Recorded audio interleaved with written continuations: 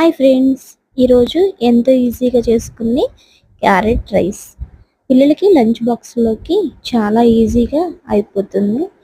మంచి healthy food కూడా పెడుతున్నామని satisfaction ఉంటుంది.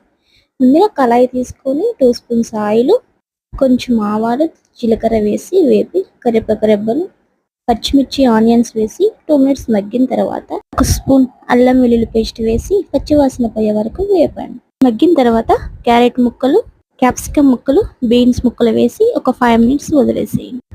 ఇప్పుడు కొంచెం సాల్ట్, పసుపు వేసి ఇంకొక 5 మినిట్స్ మగ్గిన తర్వాత చిటికెడు కారం వేయండి. కారం వేసినాక ఒక 5 మినిట్స్ అయిపోయినాక ఒక కప్పు రైస్ వేసి హై ఫ్లేమ్ మీద రోస్ట్ చేయండి. కొంచెం మిరియాల పొడి వేసి 1 స్పూన్ నెయ్యి కూడా వేసి కలపండి. అంతే ఫ్రెండ్స్, ఎంతో ఈజీగా టేస్టీగా ఉండే క్యారెట్ రైస్.